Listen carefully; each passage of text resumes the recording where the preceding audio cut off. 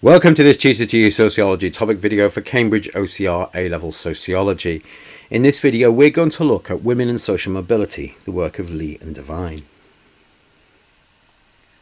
Sociologists Yao-Yun Li and Fiona Devine wanted to find out whether women in modern Britain really experience the same chances for social mobility as men. In other words, whether they can move up or down the class system equally. Their study questioned the popular idea that gender equality had been achieved just because women were doing well in education and entering more professional jobs.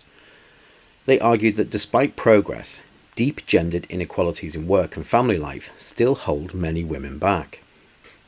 Their research took place in the context of big social changes. By the early 2000s, women in Britain were achieving higher qualifications than men and entering a wider range of careers. Laws such as the Equal Pay Act and Sex Discrimination Act aimed to promote fairness at work, and more women were becoming financially independent. However, there were still major inequalities in pay, promotion and job security. Li and Devine wanted to know whether these new opportunities had actually created a level playing field for men and women, or if structural barriers continued to limit women's long-term success. Working within a Weberian and feminist framework, Li and Devine combined ideas about class and market position, from Weber, with feminist understandings of patriarchy and gendered inequality. They accepted that education, skills and work experience shape people's class position, but argued that patriarchal structures in both the workplace and the family still make it harder for women to progress. This meant their approach was both structural and gender sensitive, exploring how social systems continue to shape life chances differently for men and women. Their study used large-scale quantitative data from national surveys, such as the British Household Panel Survey and Labour Force Survey. These datasets tracked people's occupations, education and family circumstances over time, allowing the researchers to compare men and women's mobility across generations. They looked at thousands of adults aged 25 to 59 and compared their class positions with those of their parents, measuring intergenerational mobility. At first glance, the data appeared to show that women had higher upward mobility than men. Many women had moved from working class family backgrounds into professional or clerical jobs, seemingly a sign of progress. However, Li and Devine pointed out that this was misleading. The rise in women's occupational status was partly due to economic changes, such as the decline of traditional manual work and the growth of service sector jobs, rather than true equality of opportunity. Women's jobs were often lower paid, less secure, and offered fewer chances for promotion. Li and Devine found that women were more likely to experience horizontal mobility, moving between different jobs of similar status, rather than upward promotion. Many women remained in the public sector, part-time work or clerical roles, facing what they called a sticky floor, where advancement is limited. Men, by contrast, were more likely to achieve vertical mobility, rising into managerial and senior professional positions. This reflects the continuing power of the glass ceiling, invisible barriers that stop women from reaching the top of their careers, even when equally qualified. One of their most significant findings was the motherhood penalty. Women who had children faced slower career progression, wider pay gaps and fewer opportunities for advancement.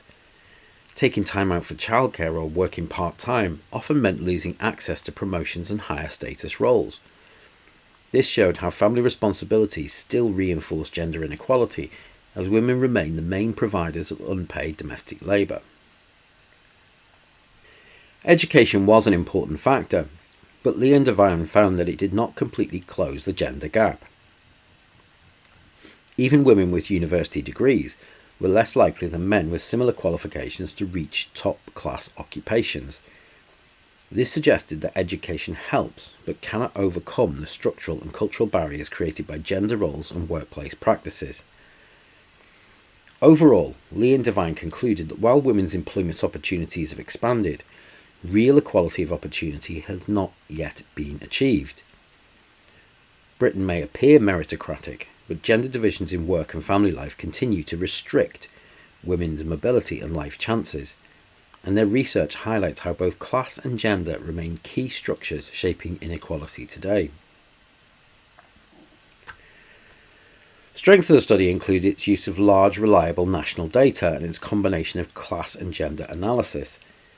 It provides strong evidence that mobility is still unequal and that gender remains a structural barrier. However, criticisms include its lack of qualitative depth. It doesn't capture women's personal experiences, and its limited attention to ethnicity or intersectionality.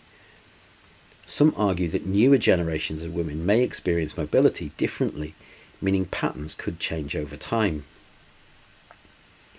Despite these limits, Li and Devine's work remains highly relevant. Modern statistics on the gender pay gap and underrepresentation of women in leadership roles continue to support their findings. Their research helps explain why, even in an advanced economy like Britain's, gender inequality persists, reminding us that educational success alone cannot guarantee equal life chances in a system still shaped by class and patriarchy. For Cambridge OCR Sociology, Li and Devine's work is ideal for social inequalities topics. It can be used to show how gender affects mobility and life chances, and we can link Li and Devine's work to both feminist and Weberian theories, or we could use them to evaluate postmodern claims that traditional inequalities are disappearing. This study also reinforces the idea that structural barriers, not individual choices, continue to shape who moves up and who stays behind in modern Britain. In short, Li and Devine show that women's mobility remains systematically constrained, even in an apparently meritocratic society.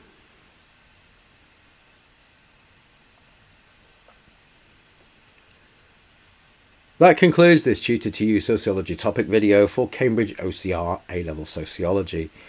In this video we were looking at women and social mobility, the work of Li and Devine.